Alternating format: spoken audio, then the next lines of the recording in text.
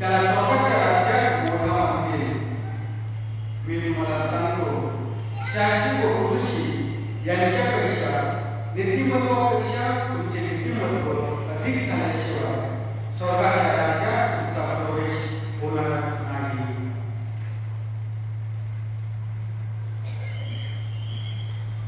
प्रभूचे हे शुभ वर्तमान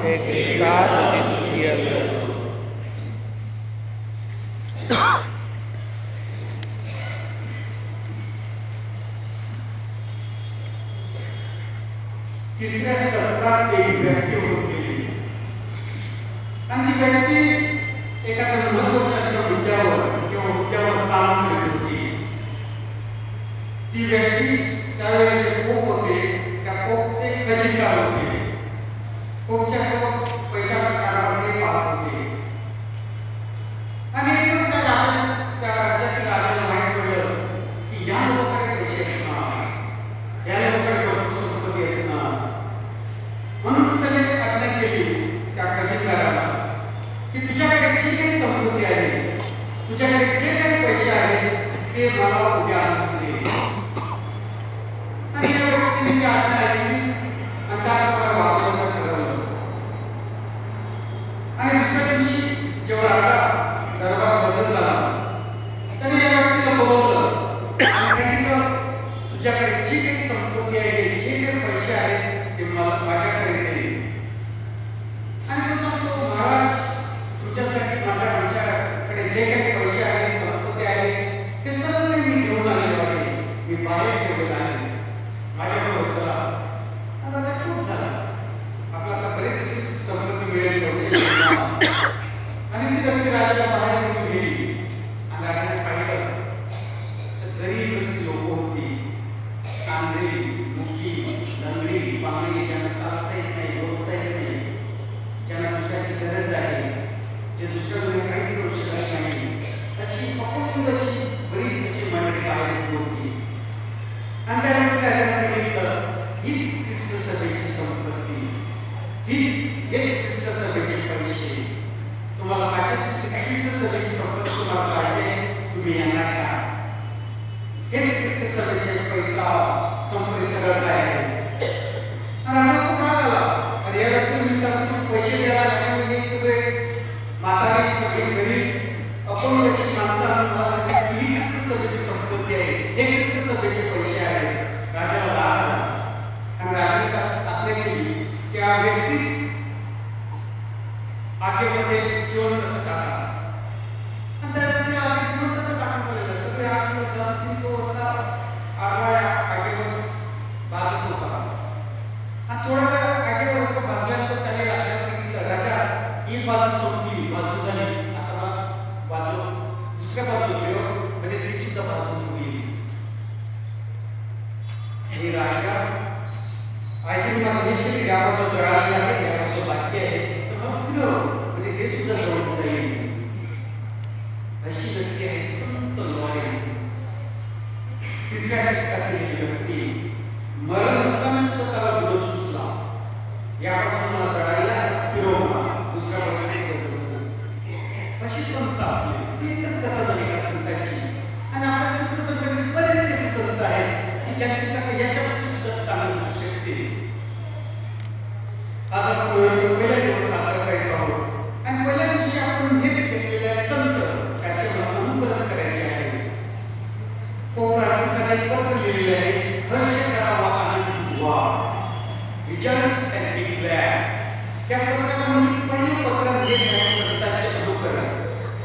त्यामुळे 9 ते 10 दिवसांमध्ये याच परिपत्रकावर लक्ष केंद्रित करणार आहोत. याच परिपत्रकावरून आपण मुद्दे घेतलेले आहेत आपल्या विश्वासासाठी, आपल्या विश्वासाचे विषय म्हणून. आणि अशा प्रकारचे संतांचे अनुकरण मला संतांसारखं व्हायचं आहे. म्हणून आपण बघितलं संत, आपण भीती वाटते. संतांची मुख्य बघितले सगळे सिरियस असतात. एखादा संत असतो असं दिसणार नाही की तो दसरा चेहरा असला. कोणता पण संदर्भ असेल ते गिरीशीचा प्रोडक्ट सगळ्यात जास्त सिरियस आमच्या संस्थावर सगळे सिरियस.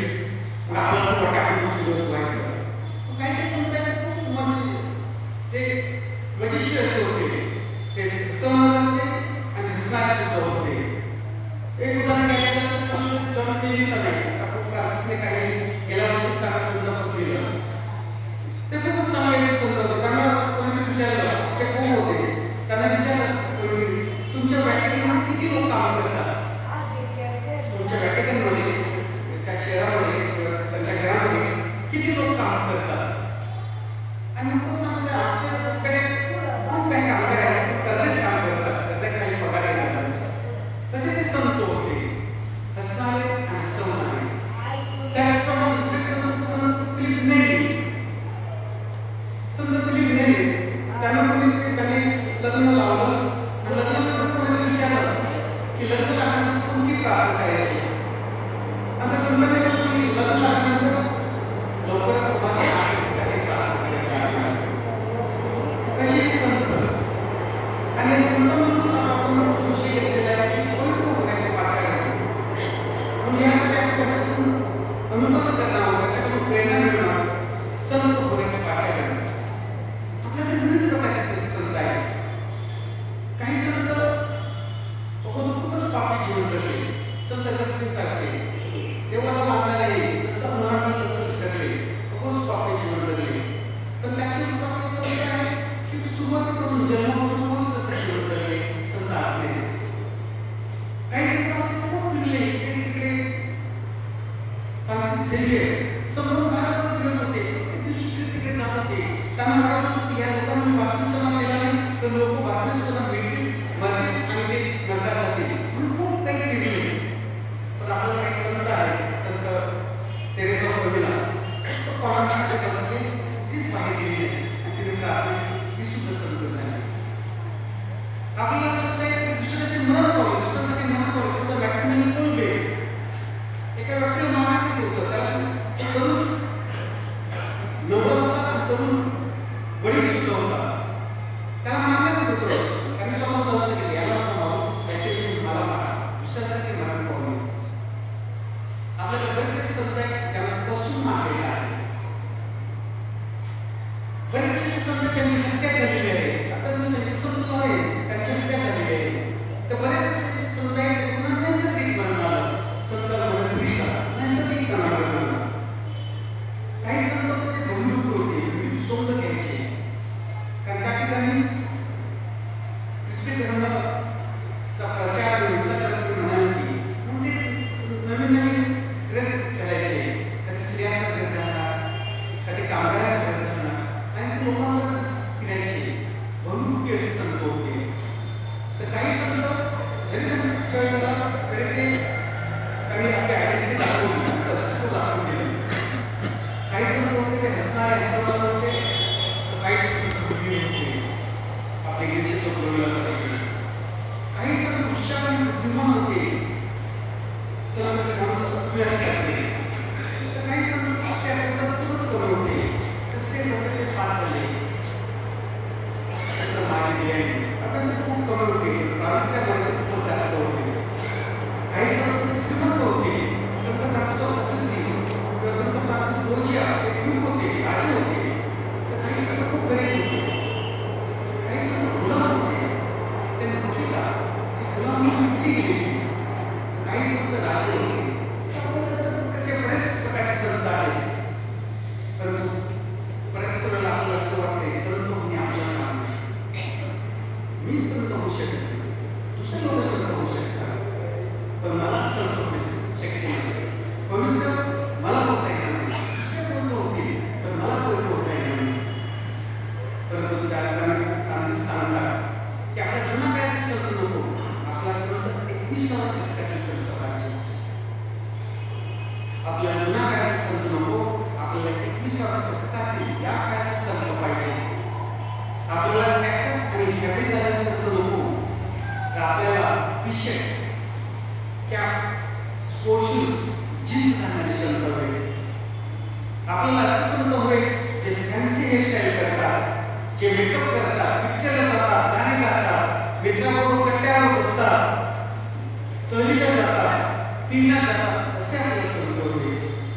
आज आपल्याला 21व्या शतकातील संत हवे जे कोल्ड्रिंक पितात, बर्गर खातात, पिझ्झा खातात, इंटरनेट, कम्प्युटर, मोबाईल वापरतात, जे व्हॉट्सअपवर गरजेचे असतात असे आपले संत होईल.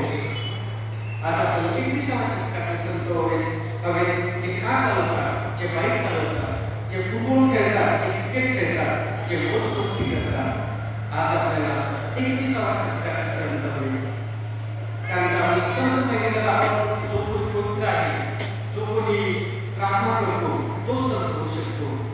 आज आपल्या 21व्या शतकातील संत आहेत जे त्यांचं दैनंदिन जीवन जगतात, जे त्यांचं कौटुंबिक जीवन जगतात आणि त्या कौटुंबिक जीवनातून, त्या दैनंदिन जीवनातूनच ते संत होऊ शकतात. आज आपल्याला असे संत हवे. कधी आपल्याला विचार किती संत असतील ख्रिस्ती धर्मामध्ये? 10 जणांपेक्षा जास्त संत आहेत. पण हे काही कोणती मल्टिनॅशनल कंपनी नाही जिथे नो वॅकन्सी किंवा थिएटरमध्ये थिएटर कोर्स लागले तर हाऊसफुल. तसं ख्रिस्त सर्व हाऊसफुल नाही की संत 10,000 आहे हाऊसफुल, आता तो संत होणार नाही, आता जास्त संत नको असं नाही. ते काहींची प्रॅक्टिस असते. फक्त आपली एकच इच्छा होईल की मला सुद्धा संत व्हायचं आहे, मला सुद्धा पवित्र व्हायचं आहे. आणि सुद्धा जुन्या शतकातील लोक या शतकातील या काळातील व्हॉट्सअप चालवणारे संत होते. त्याच्या पवित्र सभेमध्ये आपण लागू करूया की परमेश्वरा